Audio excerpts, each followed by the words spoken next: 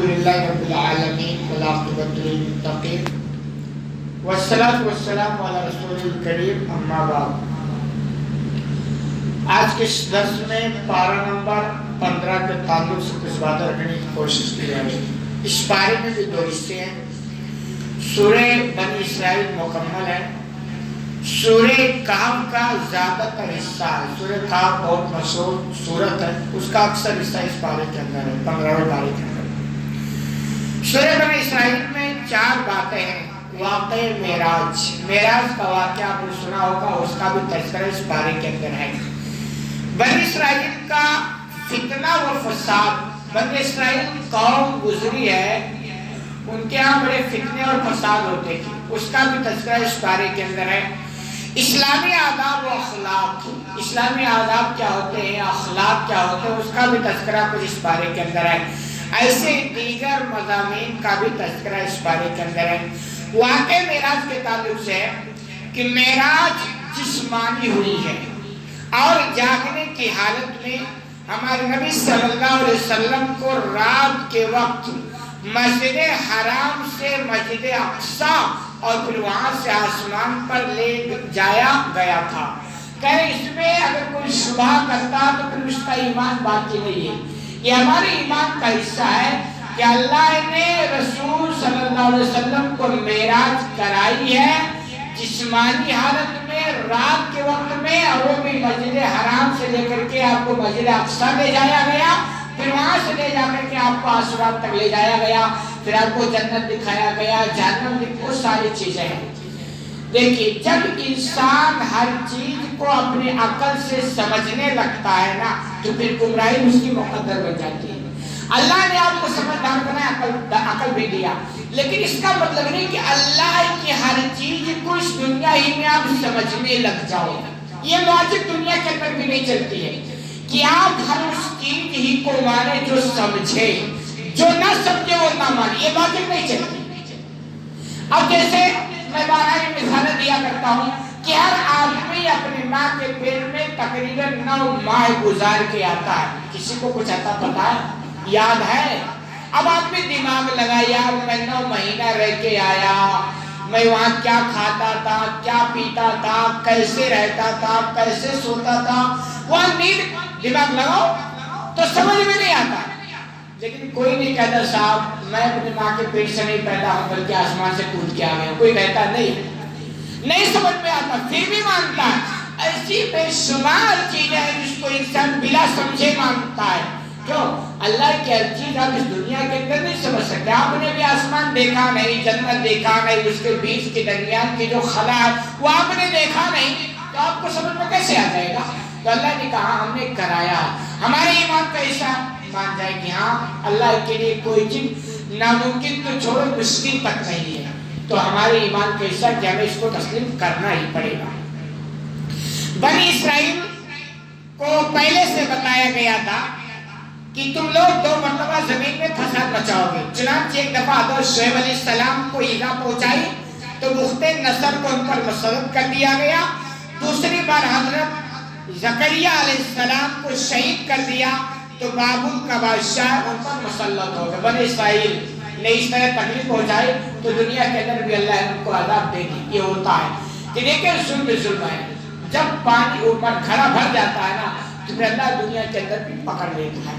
وہ اللہ نے انسانوں کو آگاہ کیا اپنے حدود میں رہو، اپنے دائرے میں رہو، ظلم و زیادتی مت کرو، دائروں کو فاضل مت۔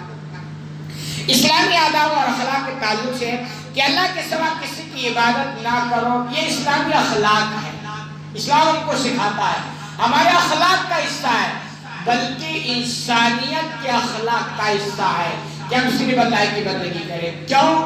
اس لیے کہ وہ اکیلے ہے جس نے ہمیں پیدا کیا، روزی اکیلے دیتا ہے، بارش اکیلے برساتا ہے، ساری نعمتیں اس نے ہمیں اکیلے دی ہے، تو عبادت کا بھی وہ اکیلے مستحق ہے۔ ایمان کی بات تو چھوڑو، یہ انسانی اخلاق کا حصہ ہے، انصاف کا حصہ ہے، اس لیے زمین پر صرف اللہ کی بندگی ہونی چاہیے۔ اسی طرح والدین کے ساتھ بھلائی کرتے رہو، یہ بھی انسانی یعنی اخلاقی حصہ ہے۔ ایمان کا اخلاق کے ساتھ والدین کے ساتھ ہمیشہ بھلائی کریں. یہ دونوں کو جوڑ کے رکھا گیا. اللہ کی بندگی اکیلا اور والدین کے ساتھ بہترین سلوک. کیوں؟ کیونکہ جو آدمی اپنے والدین کے ساتھ بہترین سلوک نہیں کر سکتا وہ اللہ کا اکیلا عبادت نہیں کر سکتا. کیوں؟ کیونکہ آدمی والدین کے احسانات کو اپنے دونوں آنکھوں سے دنیا کے اندر دیکھتا کہ نہیں دیکھتا ہے. ماں باپ کی کیا قربانیاں ہوتی ہیں اولاد کے ساتھ، یہ اپنی آنکھوں سے دیکھتا ہے. اگر یہ انسان اپنے والدین کے اس احسان کو نہیں مانتا تو اللہ کے احسانات کو تو یہ دیکھا ہی نہیں ہے نا. اس نے تھوڑا دیکھا کہ آپ کس نے دیا، ہمیں کہ اللہ ہے. ہم نے دیکھا تھوڑا ہے. یہ زندگی کس نے دی؟ اللہ ہے. ہم نے دیکھا تھوڑا ہے. تو دیکھ کر جو احسان ہے زندگی میں اس کو نہیں مانتا ہے کہ وہ اللہ والے احسانات کو جس انسان نے دیکھا ہے اس کو کیسے مان سکتا ہے. تو یعنی یہ دونوں کو بہت زبردست رکھتا ہے. اور ایسے ہی رشتہ داروں، مسکینوں، مسافروں کا ان کا حق ہے. دو، مال کو فضول خرچی میں نہ اڑاؤ، بخل نہ کرو، ہاتھ کو اتنا کشادہ بھی مت کر دو کہ بعد میں پچھتاوے پڑے. یعنی کہ فضول خرچی مت کرو، کنجوسی بھی مت کرو. اللہ نے جو دیا، جو باہر رکھا اس میں خوب خرچ کرو، اور نہیں دیا تو لمٹ میں رہو. ایسا نہ ہو اتنا زیادہ خرچ کر دو کل دوسرے دن آپ کو دوسروں کے آگے ہاتھ پھیلانا پڑ جائے. ایسا بھی نہیں ہے. اور کہہ رہے وعدہ کرو تو پورا کرو، ناپ تول پورا کیا کرو. جس چیز کے بارے میں تحقیق نہ ہو اس کے پیچھے نہ پڑو. یعنی یہ کہ اگر جانکاری نہیں تو خاموشی رکھو، فتوے مت دیا کرو. جس چیز کی جانکاری نہ ہو مت بولا کرو، سائلنٹ پر چلے جایا کرو. یہ بہترین طریقہ ہے. زمین پر آ کر کرنا چلو اور اس کے ساتھ کسی کو شریک نہ کرو. اللہ نے انسان بنایا، زندگی دی، جوانی دی. اس کا مطلب نہیں کہ اب زمین پر تم اکڑتے ہوئے چلو. اپنے بچپن کو بھی یاد کرو اور اپنے بچپنے کو بھی یاد کرو. کیا جوانوں میں طاقتوں میں اکڑ کر چلو. بچپن میں کیا تھے؟ انگلی پکڑ کے چلانا گیا ہے، تب جا کر کے تمہیں چلنا آیا ہے. اور ایک زندگی بھی اور باقی ہے. کیا؟ جب بڑھاپے میں چلے جاؤ پھر تم سہارے کے محتاج ہو جاؤ. کہ وہ زندگی جو محتاج ہے دوسروں کا، اس میں اکڑ کیوں آئے بھائی؟ کہاں سے اکڑ پن آتا؟ نہیں آنا چاہیے. اگر آتی ہے یہ حماقت ہے، بیوقوفی ہے. ایسے دیگر مضامین کا تذکرہ، قرآن کی عظمت، اس کے نزول کا مقاصد، اس کا معجزہ ہونا، اللہ کی طرف انسان کو تکریم دیا جانا، اسے روح اور زندگی جیسی نعمت کا عطا ہونا، نبی علیہ السلام کو نماز تہجد کا حکم، آپ صلی اللہ علیہ وسلم کے لیے اسپیشل حکم تھا کہ رات کی ترائی میں ساری دنیا سوئے تو آپ اٹھ کر کیا کرو؟ اللہ کی عبادت کیا کرو. حضرت موسیٰ علیہ السلام، فرعون کا قصہ، قرآن کریم کا تھوڑا تھوڑا نازل ہونے کی حکمت. قرآن جو آپ دیکھتے نا کتاب کی شکل میں، ایسا نہیں ہے، تھوڑا تھوڑا. 23 سال کی مدت لگی اس قرآن کو مکمل ہونے میں. یہ حکمت ہے کہ انسان چونکہ ایک ساتھ سے برداشت نہیں کر پاتا تو تھوڑا تھوڑا. اس کی حکمت اللہ تعالیٰ کا شریک اور اولاد سے پاک ہونا اور اسماء الحسنی کے ساتھ متصف ہونے، ساری چیزوں کو اللہ نے بیان کیا. سورہ کہف کی ابتدائی حصے میں 2 باتیں ہیں، 2 قصے ہیں سورہ کہف کی ابتدائی صورت میں، اور 2 مثالیں. 2 قصے کیا؟ پہلا قصہ اصحاب کہف کا ہے. سورہ کہف پڑھنے کا مزہ اس وقت ہے نا جب آدمی پڑھے اور سمجھے. ورنہ بہت سارے ماشاءاللہ سورہ کہف جمعہ کو پڑھنا فضیلت ہے، پڑھتے ہوں گے، نہیں پڑھتے ہیں تو اپنی بات ہے. تو اس کو پڑھنے کا مزہ ہے کہ آدمی اگر وہ سمجھتا ہو تو پھر پڑھنے کا مزہ آتا ہے. تو سورت میں 2 قصے. پہلا قصہ اصحاب کہف کا ہے. یہ وہ چند صاحب نوجوان تھے جنہیں دقیانوس نامی بادشاہ بت پرستی پر مجبور کرتا تھا. ایک بادشاہ تھا، وہی جوانوں کہتا تمہیں بتوں کی بندگی کرنی پڑے گی، مجبور ان کو کرتا تھا. اور ہر ایسے شخص کو قتل کر دیتا جو اس کی شرکیہ دعوت کو قبول نہیں کرتا، اور جو نہیں مانتا کہتا تمہیں اس دنیا کے اندر جینے کا حق نہیں. اللہ کبھی ڈھیل بھی دیتا ہے. لوگوں کو دیکھتے ہیں تو کتنے اتیاچاری کرنا ہے کر لو. کہے ان نوجوانوں کو ایک طرف مال و دولت کے انبار اور اونچے عہدوں پر تقرر اور معیار زندگی کی بلندی جیسی ترغیبات دی گئی. ایک طرف جوانوں کو کہا گیا اگر تم ہماری دعوت کو قبول کر لو، یعنی بت پرستی میں آ جاؤ، تمہیں یہ پیسے، یہ سونے، یہ جواہرات، یہ ہیرے اور یہ موتی اور یہ عہدہ، یہ لالچ بھی دی گئی. اور دوسری طرف نہیں مانے تو جینے کا حق نہیں رہے گا. دونوں طرف، ایک طرف لالچ، دوسری طرف دھمکی. اور اللہ والوں کی اس دنیا کے اندر ایسے حالات پیدا ہوتے ہیں. پھر کیا ہوا؟ کہ اور وہ دوسرے ڈرایا دھمکایا گیا اور جان سے مارنے کی دھمکیاں دی گئی. ان نوجوانوں نے ایمان کی حفاظت کو ہر چیز پر مقدم جانا. انہوں نے کہا سب کچھ قربان، ایمان بچانا ہے. یہی اصل کامیابی ہے. کاش یہ جذبہ ہم ایمان والوں کے اندر پیدا ہو جائے کہ ایمان کی حفاظت ہر فرصت میں، ہر لمحے میں. یہ اصل کامیابی ہے. 3 جوانوں نے کہا سب جائے بھاڑ میں، اپنے آپ کو کیا کرنا ہے؟ ایمان بچانا ہے. لیکن پھر کیا ہوا؟ تو اور اسے بچانے کے خاطر نکل کھڑے ہوئے. چلتے چلتے شہر سے بہت دور ایک پہاڑ کے غار تک پہنچے. راستے میں کتا بھی ان کے ساتھ شامل ہو گیا. انہوں نے غار میں پناہ لینے کا ارادہ کیا اور جب وہ غار میں داخل ہوئے تو اللہ نے انہیں ایسی گہری نیند سنا دیا یہاں تک کہ وہ 309 سال تک سوتے رہے. اللہ کو بچانا تھا نا، یہ دھیان رکھیں. جب بندہ اپنے ایمان کی بچانے کی کوشش میں لگا رہتا ہے، ٹینشن سوچتا ہے، تو اللہ اس کی ایسی حفاظت کرتا جیسا کہ غار والوں کی حفاظت کی. 300 سال سے زیادہ تقریباً غار میں اللہ نے سلا دیا. اس نے کہا تھا النائم کالموت، سونے والا مرنے والے کی طرح ہوتا. آدمی سو گیا کوئی خبر نہیں ہوتی، وہ سو گئی، ان کو کچھ پتا نہیں. اور اللہ نے ان کی حفاظت کے لیے 300 سال تک سلا دیا. جب نیند سے بیدار ہوئے تو کھانے کی فکر ہوئی. آدمی اڑتا ہے تو پہلی فرصت میں پیٹ بھوک لگی ہے نا، 300 سال تک بھوک لگی تو کھانے کی فکر ہوئی. انہوں نے ایک کھانا خریدنے کے لیے شہر آیا. انہوں نے سے کو بھیجا کہ جاؤ شہر میں، اور ان کے پاس 300 سال پرانا کرنسی تھی، پیسہ تھا. وہ پیسہ دے کر کہا جاؤ مارکیٹ میں کھا لے کے آؤ. یہاں تو گئے تو ان کو پہچان لیا گیا کہ تو 300 سال پہلے کے سکے ہیں. وہ اب تو یہ چلتے نہیں مارکیٹ سے. 3 صدیوں میں حالات بدل چکے تھے. اہل شرک کی حکومت ختم ہو چکی تھی. وہ جس بادشاہ کے گھر سے وہ بھاگے تھے نا، اس کا دور بھی ختم ہو گیا تھا.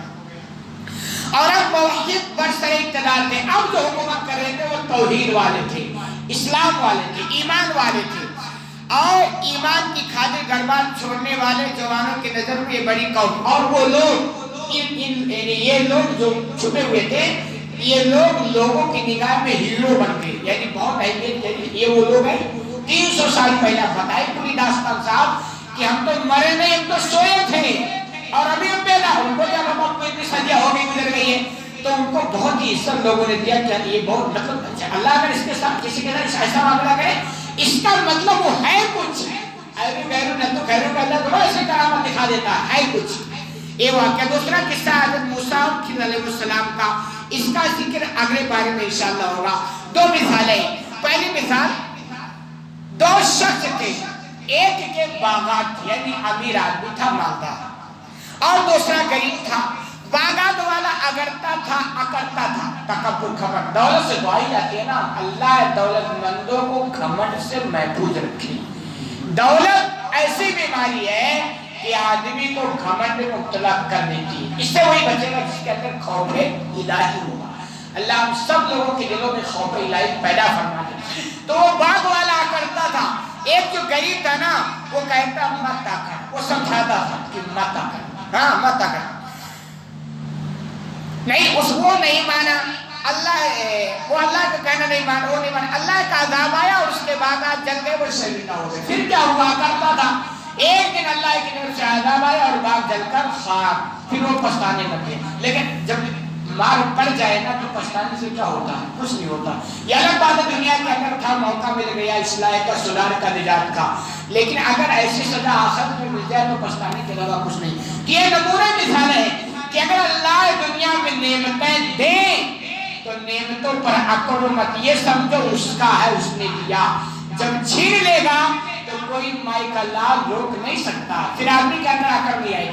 اور جب ہاں یہ تو میرا ہے، میری تگولو ہے، میری کوشش ہے، میں نے محنت سے حاصل کیا. تو جب یہ آنا میں آیا گا تو پھر اکڑ.